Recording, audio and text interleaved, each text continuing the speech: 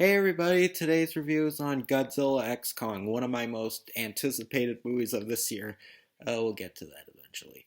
Uh, so the plot of this movie is, well, the supposed plot of this movie is King Kong encounters more giant apes in a hidden region when the sinkhole appears on Earth, and Godzilla and King Kong team up to stop this evil leader monkey called the Scar King who wants to dominate the surface world with an evil titan who's similar to Godzilla, Nick called Shimo, who's a ice breathing version of Godzilla. But the actual plot of this movie is that this girl named Gia, who is deaf, has frequent visions about monster attacks, and it's really impaired with her life and school and such. So she really has a lot of panic attacks, and it really concerns her mother and everybody. So they team up with Monarch to go to Skull Island and go find Godzilla and stop all the threats from taking over the world and hopefully save the world and unite all the monsters together. Yeah, remember when I said I'll get to that when I said this was one of my most anticipated movies of this year? It was, and while I did for the most part enjoy this movie was a tiny bit disappointing. Yeah, I'm not gonna lie. This movie was a bit of a letdown because I guess for the most part, like I didn't hate myself with it, but this for the most part didn't really feel like a Godzilla and King Kong movie until like I don't know, like maybe the last like half of the movie, or maybe even like the last 40%. Because I'm gonna be real, a lot of the pacing of this movie is quite bad.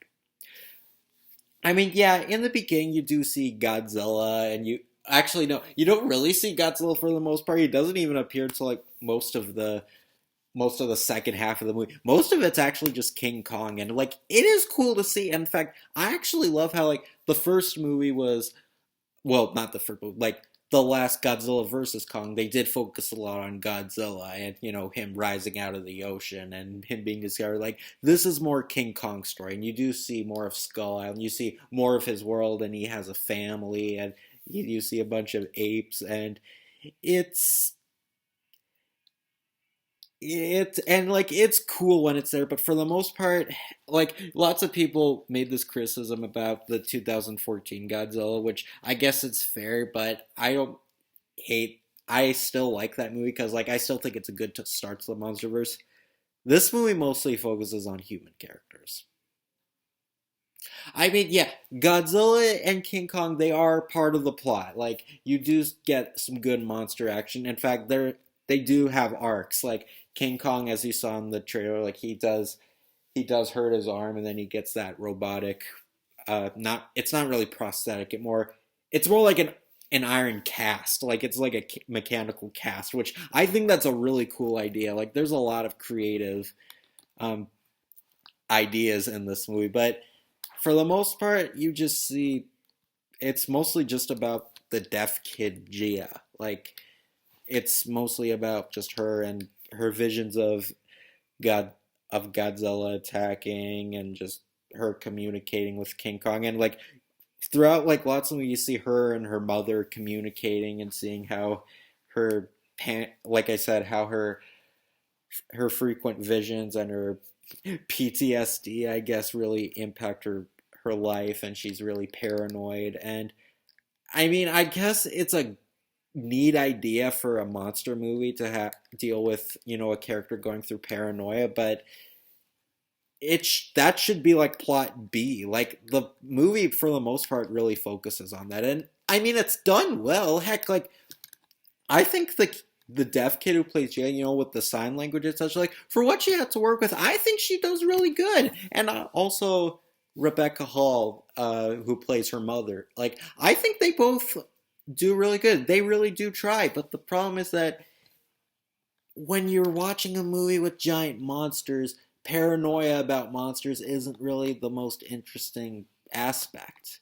I mean, at least with a movie like Smile, how it deals with paranoia after witnessing such a traumatic event, like that makes sense because it was more about the psychological aspect. Here, this is a Godzilla and King Kong movie. You want to see Godzilla and King Kong teaming up, and I mean, you do get that still, and it does have a lot of really good world building. Like, while there's not a lot of action scenes, like you don't see a bunch of fighting other monsters, a lot of the movie it does explore Godzilla's. Like uh, you do see this hidden world that's underneath in the sinkhole, and it looks visually amazing. Like it looks really good. Like the effects are top notch. Like and all the other weird looking monsters, and like even the Scar King, who's this evil skinny monkey with a blade. Like it looks cool. Like this movie and the Planet of the Apes movies are proof. Like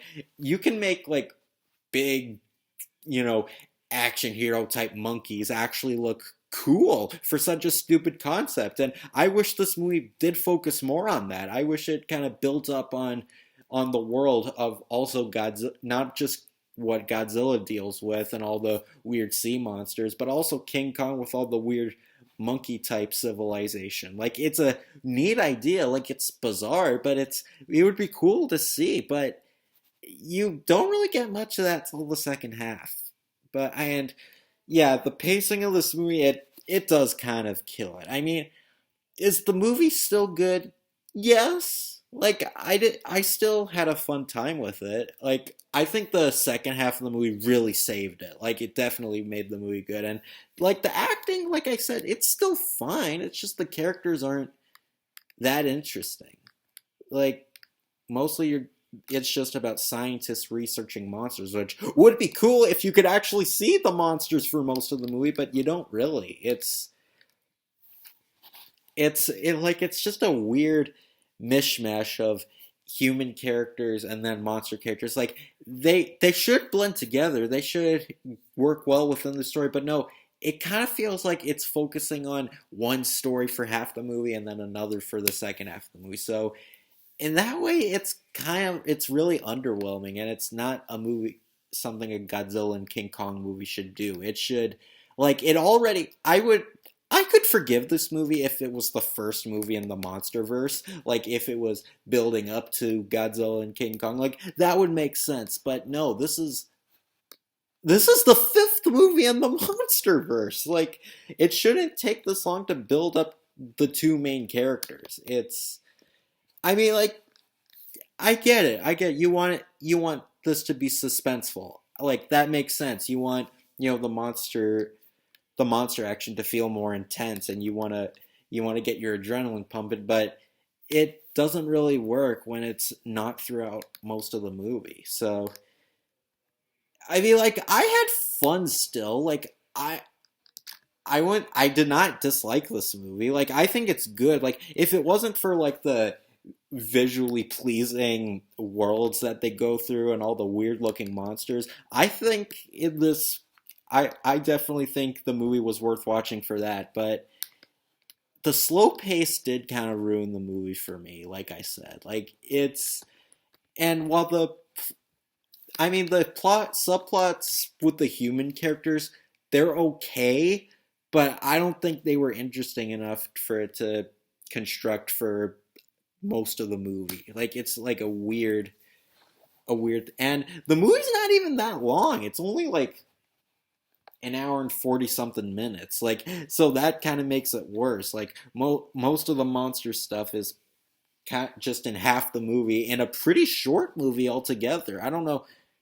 Maybe this movie had studio interference. I don't know what the deal was cuz obviously with a movie like Godzilla and King Kong teaming up, you would expect this to be a big movie, not a movie that's less than 2 hours. I mean, I know Godzilla vs. Kong was less than 2 hours, but still, it still felt like a big story. This, not so much for the most part. I mean, I did feel the effort, and the actors, despite playing characters that aren't exactly the most interesting, I think they still did really well with what they could work with, and they have some really good effects to make the movie visually pleasing. Well, mostly in like the second half, but I can't say I dislike it though. Like it was a good experience, for the most part. And if you wanted to see Godzilla versus Kong, but due to COVID you couldn't, just like I did, uh, this isn't a bad experience to check out. I mean,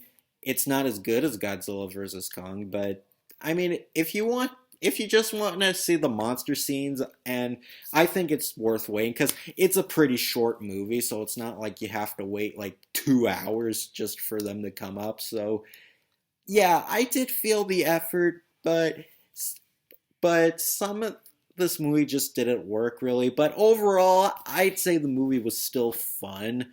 Like, I wouldn't own this movie on Blu-ray or anything, but if it was on TV, like, I'd probably just watch it if there's nothing else on. Or maybe when it gets to the monster scenes, I would gladly watch it. So, yeah, I mean, overall, I'd say I liked the movie, but some stuff just didn't really work for me. But I don't know. That's just my 2 cents. I mean, if you really enjoyed this movie, that's awesome. Maybe there's a lot of aspects to it I just didn't understand. Maybe there's a lot of Lord of Godzilla and King Kong that really I'm just looking at surface level stuff. Maybe there's a lot more to it that I just didn't appreciate. Or heck, maybe it's a movie I need to watch again to appreciate more. I don't know, but it wasn't as good as I was expecting, but I still was entertained nonetheless.